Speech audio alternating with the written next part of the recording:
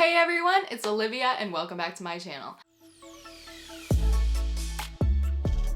Today I'm going to be wrapping up the month of January. I felt like last month was a pretty productive month in terms of both reading and writing and a couple other projects that I have in the works at the moment that I'm really excited to talk about. But this video is mostly going to focus on the things that I read in January. So let's get the ball rolling with the first book that I read last month, and that book is My Last Summer with Cass by Mark Crilly. This is a graphic novel that won't be released until March, but I was fortunate enough to win this copy of an ARC, and this version is actually in black and white, but the official version will be in full color. My Last Summer with Cass follows two childhood best friends, Megan and Cass, whose families always spent their summers at this lakeside cabin, and Megan and Cass both loved creating art together.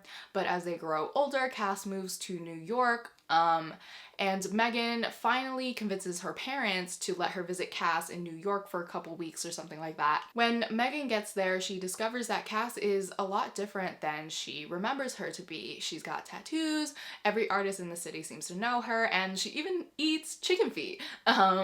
But one thing is the same with them, and that is that they make the best art together. But then one friend betrays the other on the eve of what could possibly be their greatest artistic achievement, and they don't know if their friendship or even their art can survive that. So I really liked the concept of this exploring friendship with art and kind of this idea of growing up, growing apart, discovering your differences and not really knowing how to bridge the gap between those differences and that distance, that both physical distance and also like emotional distance that they've had because they were separated. I think that the story is done really well in this, and the exploration of their relationship as well was very interesting. I guess this is kind of a bit of a spoiler, but there is sort of like a time jump at the end. And I really enjoyed that aspect of the book because for a majority of it, they are like 16, 17 or something like that, and then they grow up a little and mature a little, and I liked seeing that the writer acknowledged that, hey, we make mistakes, we grow, and we learn from them, and it's possible that when you grow up, you start to realize, wow, I was such an idiot when I did so and so. So I really liked that part of the book. I would love to see the official fully colored finished version, so I'll probably pick up another copy of it and then reread it once it's out. So I really enjoyed this book. The next book that I read last month was Shine by Jessica Jung. This is a K-pop contemporary romance story. This book follows Rachel Kim, who is a Korean American teenager whose family moves to South Korea so that she can pursue her K-pop dreams. She's been a trainee at DB Entertainment, which is one of the biggest K-pop production companies, and she's been a trainee there for 6 years now. So she started when she was like 11 and now she's like 17, and she's reaching that age where she's gonna get too old to debut, so she has to debut soon. Her mom is also very strict when it comes to her K-pop training. She's not allowed to stay in the trainee house. She has to stay at home and she has to go to school, and her mom really wants her to go to college instead of pursuing her dreams as a K-pop star because it's a very difficult and competitive industry, and her mom is just worried about her future, but she doesn't express it in the right way. So Rachel finds herself trying her best to debut soon because her whole family uprooted their lives to move to South Korea for this, and she feels very desperate. And then Rachel meets DB's golden boy, Jason Lee, and she feels like she finally found somebody who understands her and her desperation to debut. But as their relationship develops, the dark realities and deep secrets of the K-pop industry begin to come to light. So going into this book, I didn't really have high expectations for it. I felt like it was gonna feel like watching one of those like old K-dramas where I'm super into it when I was like 12, but looking back it's like really cringy, and I was hoping that I would get a lot of laughs from this book. Unfortunately, this book was just so cliche and so cheesy that it was just flat out cringy. I felt like this book just had every cliche you could possibly think of like thrown in there. Rachel is your typical YA protagonist, which like in YA is to be expected, but she's just very annoying, and because it's written from her perspective, I just really wasn't into this book. She, as well as the love interest Jason, are just very flat characters. There's almost like no development for either of them. Their relationship is extremely forced, and I didn't like anything about the two of them. It was just overly cheesy, really cliche, and just felt really fake. And literally there's so much girl on girl hate in this, and I'm pretty sure that's what happens like in reality with the K-pop industry. But like there was this moment where there's this girl who's been hating on Rachel and bullying her, has this moment where like they kind of connect and kind of come to an understanding, but then it just gets thrown out the window and nothing changes. And that really frustrated me, because if you're gonna have this character who doesn't have any development, why even have the potential in there for them to be better and then not follow through with it? I just didn't like this book because there was so much in there that was a bunch of filler and unnecessary, and then the more important parts were kind of brushed over. One of the things that really pissed me off about this book was like at the beginning, and I don't even consider this a spoiler because it happens at the beginning, is that the girl who's been hating on Rachel this entire time, I believe her name is Mina, she actually drugs Rachel when they're at a party. So Rachel basically just blacks out, and then the next day she's a complete mess in front of like the whole company and like all the execs, and Mina is just like trying to sabotage her.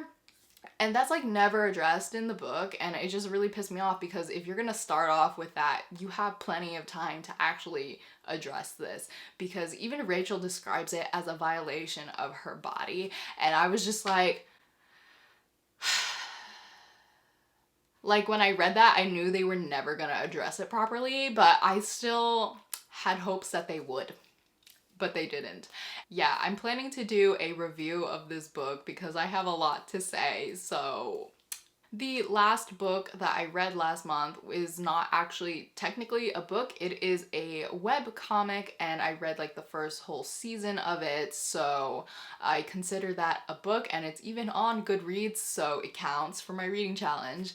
And that is Solo Leveling, which was originally a South Korean novel that got adapted into a manhwa, which got translated into English, which I am now reading on Tappytoon. So Solo Leveling takes place in a world where there are hunters who have to battle these monsters in order to protect humanity. So these monsters show up in these dungeons. So there's sort of like this portal of which once you enter into it, you must kill all the monsters, defeat the big boss monster, and then the portal will close, and you have to close the portal to the dungeon after a certain amount of time, otherwise the monsters can cross into our world.